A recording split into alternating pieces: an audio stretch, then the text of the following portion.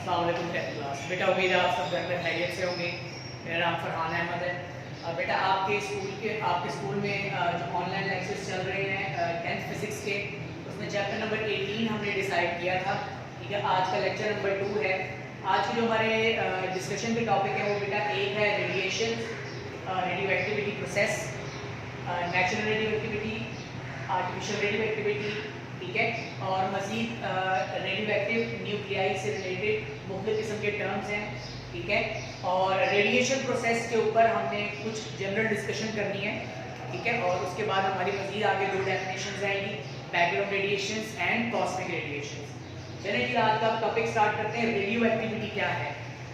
अच्छा बेटा, मैं आपको बताऊं कि जब आप पीरियोडिक टेबल देखते हैं तो पीरियोडिक टेबल में आपको 2 किस्म के एलिमेंट्स मिलते हैं। एक एलिमेंट है रेडियोएक्टिव एलिमेंट और एक है नॉन रेडियोएक्टिव एलिमेंट। तो हमारा जो टॉपिक है एटॉमिक एंड न्यूक्लियर फिजिक्स में रेडियोएक्टिव एलिमेंट कौन से हैं? बेटा ऐसे तमाम एलिमेंट्स जो अपने अंदर से रेडिएशंस निकालते हैं। ठीक है, ऐसे तमाम एलिमेंट्स जो अपने अंदर से रेडिएशंस निकालते हैं, उन एलिमेंट्स को रेडियोएक्टिव एलिमेंट्स कहा जाता है। ठीक है, डेफिनेशन है। अच्छा, अब रेडियोएक्टिविटी क्या है? रेडियोएक्टिविटी जो है वो उन एलिमेंट से निकलने वाली रेडिएशंस का प्रोसेस है। ठीक है, रेडियोएक्टिविटी एक प्रोसेस है रेडियोएक्टिव एलिमेंट में से जो हमारे सामने आता है। Radioactivity is the process of emission of radiation from nuclear elements. ठीक है, ऐसे एलिमेंट्स जिनके न्यूक्लियाई इतने काबिल होते हैं कि वो अपने अंदर से जो बेसिक रेडिएशन है उनका इखराज करते हैं।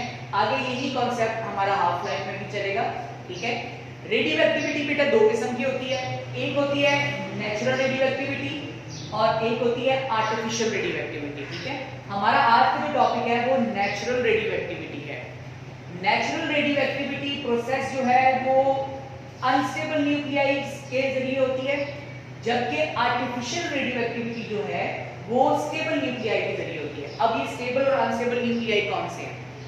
स्टेबल न्यूक्लियाई जिनका एटॉमिक नंबर 82 से कम हो, मतलब ऐसे तमाम एलिमेंट्स जिनके न्यूक्लियस में नंबर ऑफ प्रोटॉन 82 से कम हो, नंबर ऑफ प्रोटॉन्स 82 से कम होंगे, उन एलिमेंट के न्यूक्लियाई को हम कहेंगे stable nuclei.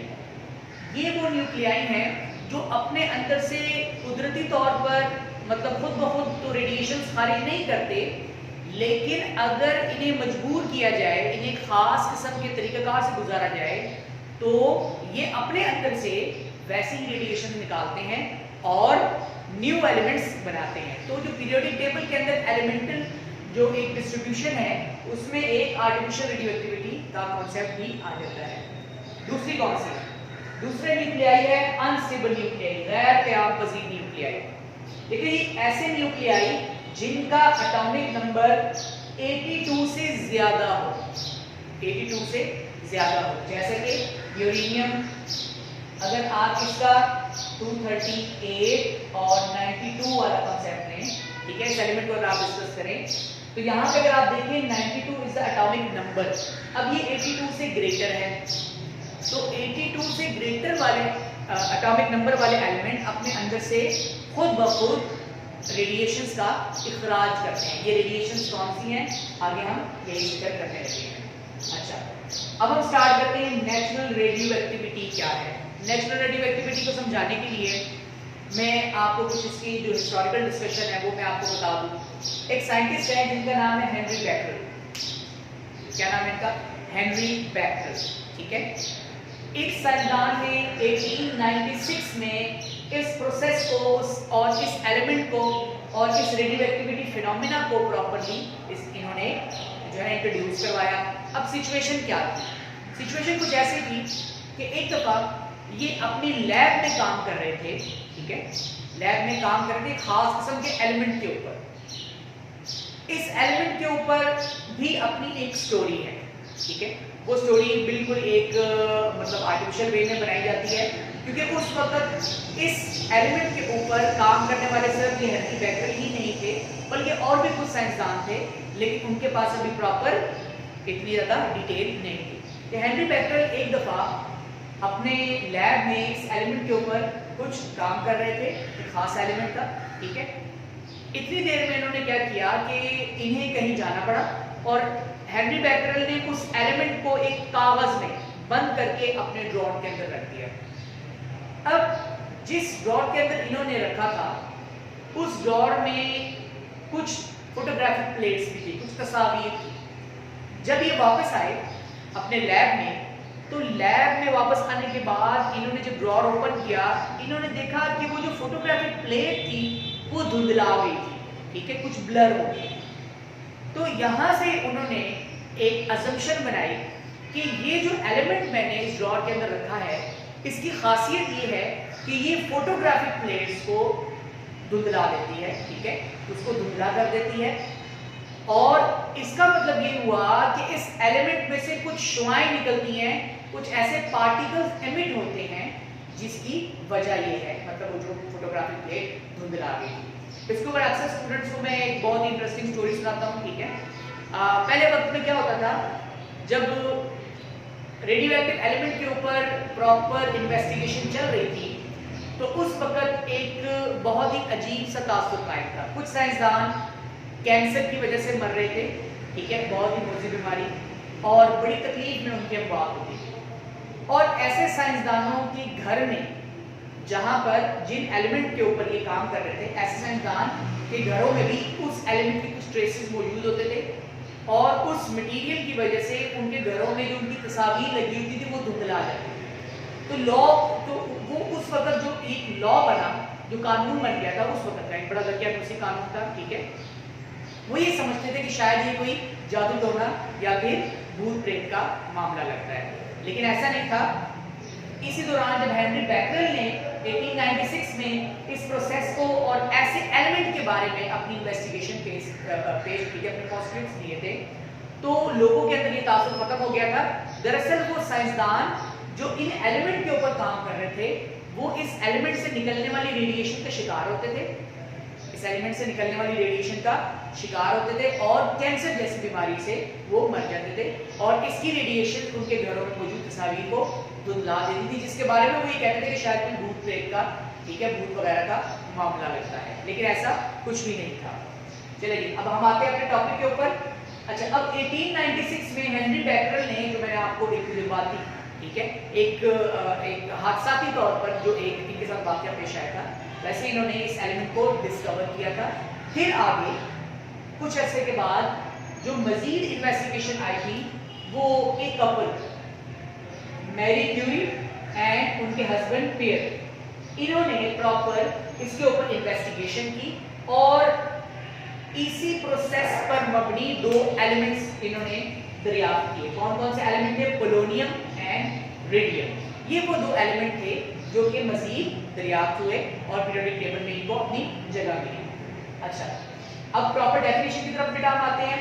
Natural radio activity is the spontaneous emission of radiations. मुसलसल शुआओं के खारिज होने वाला एक अमल है बाय अनस्टेबल न्यूक्लियाई। खास तौर पर अनस्टेबल न्यूक्लियाई, जिसके बारे में मैंने आपको पहले बता दिया, जिनका एटॉमिक नंबर 82 से ग्रेटर होता है। By unstable nuclei is called natural radioactivity. इसे हम क्या कहते हैं? नेचुरल रेडियो एक्टिविटी कहते हैं। और जो एलिमेंट इन रेडिएशंस को खारिज करता है, ठीक है, उस एलिमेंट को हम कहते हैं न्यूक्लियर एलिमेंट या फिर रेडियो एक्टिव एलिमेंट कहते हैं बेटा। चलिए आगे चलते हैं हम। Types of radiation. ये जो रेडिएशन से अखराज हो रहा था बेटा, हमने जो बेसिक रेडिएशन है उनका जिक्र किया, वो एक है अल्फा, बीटा और गामा। अल्फा, बीटा, गामा, आप इनके सिंबल भी गौर से देख सकते हैं, ठीक है, और अपनी टेक्स्ट बुक में भी देखिएगा। अल्फा की जो प्रॉपर्टी थी वो रिजेंबल करती हैं हीलियम से। हीलियम से इसकी प्रॉपर्टी बेटा रिजेंबल करती है, ठीक है। तो इस वजह से हम इसको एक हैवी पार्टिकल या हैवी रेडिएशन या बहुत ज्यादा डेंजरस रेडिएशन के तौर पर भी जानते हैं। बीटा की जो प्रॉपर्टीज थी बेटा, वो इलेक्ट्रॉन से रिजेंबल करती हैं, ठीक है, इलेक्ट्रॉन से बेटा ये रिजेंबल करती हैं। जबकि गामा की जो प्रॉपर्टीज हैं वो न्यूट्रॉन से, एक न्यूट्रल मटेरियल से रिजेंबल करती हैं, ठीक है। तो हम आगे इन्हीं इलेक्ट्रिक फील्ड में भी डिस्कशन करेंगे। ये बिल्कुल इलेक्ट्रॉन, प्रोटॉन और न्यूट्रॉन की डिस्कशन ही हो रही है, ठीक है, ऑलमोस्ट उसी से प्रॉपर्टी से रिलेटेड है। आगे मजीद जब मैं इनके फीचर्स और इनकी कैरेक्टरिस्टिक्स बताऊंगा तो वहां पर इन्हीं चीजों का दोबारा जिक्र भी करूंगा। चलिए, टाइप्स ऑफ रेडिएशन मैंने आपको बता दिया कि 3 किस्म की हैं, अल्फा, बीटा और गामा, ठीक है, और इनकी प्रॉपर्टी रिजेम्बलेंस भी बता दी है कि अल्फा की प्रॉपर्टी हीलियम से, हीलियम नोबल गैस, हीलियम जो कि आपके पीरियोडिक टेबल के अंदर, ठीक है, एक एलिमेंट है, नोबल गैसेस में से आता है, ठीक है। बीटा की प्रॉपर्टी इलेक्ट्रॉन से, ठीक है, कैथोड से मिलती है, जबकि गामा की प्रॉपर्टी न्यूट्रॉन से, एक न्यूट्रल मटेरियल से रिजेंबल करती है। चलिए, ये एक जनरल डिस्कशन थी, इसमें आपकी basic definition, define natural radioactivity है, ठीक है, और बाकी व्हाइट बोर्ड आपके सामने है। Define stable nuclei, define unstable nuclei, यही क्वेश्चन बेटा आपका आर्टिफिशियल रेडियोआइसोटोप्स या फिर रेडियोआइसोटोप वाले टॉपिक के अंदर या आर्टिफिशियल नेचुरल रेडियोएक्टिविटी के अंदर भी दोबारा डेफिनेशन आएंगी। तो फिलहाल लेक्चर नंबर 2 में मैं इसके क्वेश्चंस नहीं दे रहा, आगे जाके मैं इसको आपको क्लियर कर दूंगा। चलिए, नेक्स्ट अब हमारा टॉपिक है रेडिएशन। बेटा हमारे अतराफ में, हमारे एनवायरनमेंट में, चाहे हम हमारे अपने प्लैनेट पर और हमारी स्पेस में, 2 किस्म की रेडिएशन होती हैं। एक रेडिएशन है बैकग्राउंड रेडिएशंस। बैकग्राउंड रेडिएशंस कौन सी होती हैं? देखिए जी, मैं अभी आपके इस क्लासरूम में मौजूद हूँ, अगर कोई रेडियोएक्टिव एलिमेंट आपकी इस क्लास में ही कहीं मौजूद है, फर्ज करें कि दीवारों में है या कहीं पर मौजूद है, तो उस रेडिएशन, वो मटेरियल मेरे इस क्लासरूम के अंदर जो रेडिएशन की वजह बनेगा, उस रेडिएशन को हम कहते हैं बैकग्राउंड रेडिएशन। तो अगर कोई भी radioactive element, radioactive traces, radioactive material traces हमारे इस प्लैनेट पर, अर्थ पर मौजूद हो, अब अर्थ पर कहाँ हो सकते हैं? समुद्र में हो सकते हैं, दरियाओं में हो सकते हैं, पहाड़ों में हो सकते हैं, या जमीन के अंदर, या किसी भी एक स्पेसिफिक पॉइंट पर, तो वहां से जो हम पर रेडिएशन आती हैं, जो हम तक रेडिएशन पहुंचती है, हमारे एनवायरनमेंट तक, ठीक है, हमारे सिस्टम तक, बेटा उस रेडिएशन को हम कहते हैं बैकग्राउंड रेडिएशंस, ठीक है। Radiations present in atmosphere due to different radioactive substances are called background radiations. जी, दूसरी रेडिएशन है कॉस्मिक रेडिएशन। अब ये कॉस्मिक रेडिएशन कौन सी होती है? देखिए, अगर रेडियोएक्टिव मटेरियल अर्थ पर हो, प्लैनेट पर हो, तो वो बैकग्राउंड होगी, लेकिन अगर ये रेडिएशन हम तक पहुंच रही है स्पेस से, किसी और प्लैनेट से, किसी और सिस्टम से, ठीक है, हमारे अर्थ प्लैनेट तक पहुंचती है, हमारे इस सोलर सिस्टम तक पहुंचती हैं, तो वो जो रेडिएशन होंगी बेटा वो कहलाएंगी कॉस्मिक रेडिएशंस। जी, the earth and all living things on it also receive radiation from outer space, ठीक है। This radiation is called cosmic radiation, ठीक है। इसकी मुख्तलिफ टाइप्स हैं, म्यून्स हैं, एक्स रेज हैं, ठीक है, इसके अलावा गामा रेज भी हो सकती हैं, बहुत सी टाइप हो सकती हैं। अच्छा, मजीद मैं आपको ये बताता चलूं कि इस टॉपिक पर आपका एक पाई चार्ट मौजूद है, ठीक है, उसमें डिफरेंट रेडिएशंस की परसेंटेज दी गई है। वो परसेंटेज बेटा आपने बोर्ड पॉइंट ऑफ व्यू से, ठीक है, आपने एमसीक्यूज के लिए लाजमी तैयार करनी है, और उसमें से आपका लाजमी एक आधा पार्ट आ जाएगा, मतलब रेडोन गैस का 1% दी गई है, ठीक है, हीलियम के लिए, और बाकी जो रेड गैसेस हैं उनके मुताबिक 1% बताई गई है, वो आपने लाजमी याद करनी है।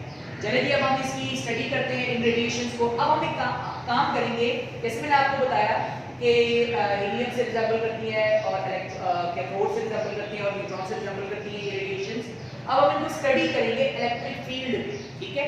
इलेक्ट्रिक फील्ड, आपके पास एक रेडियोएक्टिव सोर्स है, ठीक है, कोई भी एलिमेंट है जिसमें से नेचुरली रेडिएशंस निकल रही हैं, हमने इसे एक फील्ड में स्टडी करना है। हमारे पास 2 इलेक्ट्रोड्स हैं, एक है पॉजिटिव इलेक्ट्रोड और बेटा एक है नेगेटिव इलेक्ट्रोड, ठीक है, मतलब आपने इसे हाईली पॉजिटिवली चार्ज कनेक्ट किया और इसे हाईली नेगेटिवली चार्ज कनेक्ट किया, और इन 2 इलेक्ट्रोड्स के दरमियान में एक इलेक्ट्रिक फील्ड डेवलप हो गया जिसकी डायरेक्शन हमेशा पॉजिटिव टू नेगेटिव होती है। बेटा ये आपका जो इलेक्ट्रिक फील्ड से रिलेटेड टॉपिक है, ये आपका चैप्टर नंबर 13 है, जिसके अंदर आप इलेक्ट्रोस्कोप पढ़ते हैं, ठीक है, इलेक्ट्रोस्टैटिक इंडक्शन प्रोसेस पढ़ते हैं आप, वहां पर है, ठीक है। अब हमने क्या किया, हमने इस रेडियोएक्टिव एलिमेंट सोर्स से 3 किस्म की खारिज होने वाली 3 किस्म की रेडिएशन को एक इलेक्ट्रिक फील्ड में डाल दिया। अब आप जरा गौर करें, जो ब्लू लाइन है उसे मैंने बीटा रेडिएशन कहा, जो ब्लैक लाइन है इसे मैंने अल्फा रेडिएशन कहा, और जो रेड है इसे मैंने गामा रेडिएशन कहा। बेटा ये तरतीब बिल्कुल आपकी केमिस्ट्री जो आपने 9th केमिस्ट्री में पढ़ी थी, इलेक्ट्रॉन, प्रोटॉन और न्यूट्रॉन की डिस्कवरी के बारे में, ठीक है, उनकी डेवलपमेंट और उनकी इन्वेस्टिगेशन के बारे में सेम वैसे ही है। हमने ये ऑब्जर्व किया कि बीटा रेडिएशन जो है ये पॉजिटिव इलेक्ट्रोड की जानिब डिफ्लेक्ट करती है। क्लियर? इसी तरीकाकार से अल्फा रेडिएशन जो है वो नेगेटिव इलेक्ट्रोड की जानिब, नेगेटिव प्लेट की जानिब डिफ्लेक्ट करती है, डिफ्लेक्शन शो करती है। जबकि गामा रेडिएशन वो किसी भी प्लेट की जानिब डिफ्लेक्शन शो नहीं करती और अपने इस फील्ड में स्ट्रेट पाथ पर ट्रेवल करती है। अच्छा, अब इसका मतलब क्या हुआ? इसका मतलब ये हुआ कि बीटा रेडिएशन रिजेंबल करती है उससे, कैथोड से, इसी और कैथोड पर चार्ज होता है नेगेटिव, इसी वजह से बीटा की डिफ्लेक्शन ऑपोजिट चार्ज होने की वजह से पॉजिटिव की तरफ अट्रैक्शन होगी। और अल्फा की सूरत में हमने ये देखा कि इसकी प्रॉपर्टी रिजेंबल करती है एक पॉजिटिवली पार्टिकल हीलियम से, ठीक है, और इस वजह से ऑपोजिट चार्ज होने की वजह से, पॉजिटिव चार्ज होने की वजह से, नेचर होने की वजह से ये नेगेटिव इलेक्ट्रोड की जानिब डिफ्लेक्शन शो करेगी। जबकि गामा के बारे में आपका क्या ख्याल है? जैसे न्यूट्रॉन की प्रॉपर्टी है, सेम वैसे ही गामा रेडिएशन की भी प्रॉपर्टी है, ना तो ये डिफ्लेक्शन पॉजिटिव की तरफ शो करती है ना ही नेगेटिव की तरफ, बल्कि ये स्ट्रेट पाथ पर मूव कर जाती है। इसका मतलब ये हुआ कि गामा को हम कहेंगे न्यूट्रल नेचर, ठीक है, न्यूट्रल नेचर। न्यूट्रल नेचर का मतलब ये है कि अगर आप इसके इलेक्ट्रिक फील्ड में या मैग्नेटिक फील्ड में लेकर आए तो नॉर्थ पोल, साउथ पोल या पॉजिटिव इलेक्ट्रोड और नेगेटिव इलेक्ट्रोड का गामा रेडिएशन के ऊपर कोई असर नहीं होता। अच्छा, अब मैं मजीद आपको कुछ चीजें ऐड करता जाऊं यहाँ पे। बेटा यहाँ पर जो सबसे हैवीएस्ट पार्टिकल जो रिजेंबल किया जाता है, जो इसके पैकेट्स बनेंगे वो अल्फा के, अल्फा इज द हैवीएस्ट, ठीक है, और बीटा का नंबर दूसरा आ जाता है, गामा लाइटेस्ट और इसकी वेवलेंथ बहुत कम आती है, ठीक है, बहुत कम होती है वेवलेंथ, इंटेंसिटी ज्यादा होती है। यही जिक्र आपका आयोनाइजिंग एबिलिटी और पेनिट्रेटिंग एबिलिटी के अंदर भी आएगा, वहां पर मैं इस चीज को दोबारा आपसे डिस्कशन आपसे जारी रखूंगा, ठीक है। मजीद मैं आपको बताता चलूं कि ये जो रेडिएशन है ना, ये मजीद भी कुछ प्रॉपर्टीज रखती हैं, जैसे कि ये हमारे एनवायरनमेंट में ये हमारे एनवायरनमेंट में आयोनाइजेशन क्रिएट कर सकती हैं, हवा को आयोनाइज कर सकती हैं, एक प्लाज्मा स्टेट बना सकती हैं, ठीक है। फिर आगे यही पेनिट्रेटिंग एबिलिटी, आयोनाइजिंग जैसे मैंने आपको बताया वहां पर भी इसका जिक्र आएगा। तो बेटा आज का लेक्चर नंबर 2 जो था उसमें natural radioactivity, stable unstable nuclei, emission of radiation from unstable nuclei, Henri Becquerel, Marie Curie and फिर इनके बारे में आज हम लोगों ने पढ़ा। और हमने इस तरीके से ये भी देखा कि इस कपल ने कैसे पोलोनियम और रेडियम को दरियाफ्त किया था, और ये है क्या, ये एक रेडियोएक्टिव मटेरियल है। फिर बेटा मैंने आपको बताया रेडिएशंस की 3 किस्म हैं, हर रेडिएशन जो है वो एक खास किस्म के मटेरियल के साथ उसकी प्रॉपर्टी रिजेंबल करती है। फिर बेटा हमने 2 किस्म की रेडिएशंस पढ़ी, बैकग्राउंड रेडिएशन, कॉस्मिक रेडिएशन, और रेडिएशन की स्टडी हमने की इलेक्ट्रिक फील्ड में। सेम यही अगर आप मैग्नेटिक फील्ड में करेंगे तो सेम यही प्रॉपर्टी होगी, ठीक है, वहां पर नॉर्थ पोल और साउथ पोल का कॉन्सेप्ट हो जाएगा, ठीक है। ये बेटा आपका लेक्चर नंबर 2 था। लेक्चर नंबर 3 के अंदर हमारा जो टॉपिक है वो न्यूक्लियर ट्रांसम्यूटेशन है, ठीक है, वो भी बहुत इंटरेस्टिंग है। हम ये देखेंगे कि हम एक एलिमेंट से नया एलिमेंट कैसे बना सकते हैं। मतलब आपके पास एक एलिमेंट होगा, ठीक है, वो अपने अंदर से रेडिएशन खारिज करेगा, तो रेडिएशन जब खारिज कर रहा होता है तौर पर यहाँ पर अगर कोई भी एलिमेंट ले लें जो वो अपने अंदर से रेडिएशन निकालेगा, चाहे वो अल्फा हो, बीटा हो या गामा हो, तो अब जब वो रेडिएशन खारिज कर देगा, एमिट करेगा, तो वो एक न्यू एलिमेंट बना देगा, ठीक है। तो इसका मतलब ये हुआ कि जो अनस्टेबल न्यूक्लियाई हैं वो जैसे जैसे अपने अंदर से रेडिएशन खारिज करते हैं वो न्यू एलिमेंट्स बनाते रहते हैं, ठीक है। यही कॉन्सेप्ट आपका हाफ लाइफ के अंदर भी आएगा, ठीक है। बाकी चीज जो यहाँ पर आपका व्हाइट बोर्ड वर्क है बेटा, इसको गौर से देखें। आपको जो वर्कशीट मिलनी है उस वर्कशीट में जो क्वेश्चंस पूछे जाने हैं वो तमाम क्वेश्चंस के आंसर आपके व्हाइट बोर्ड पर। Thank you very much.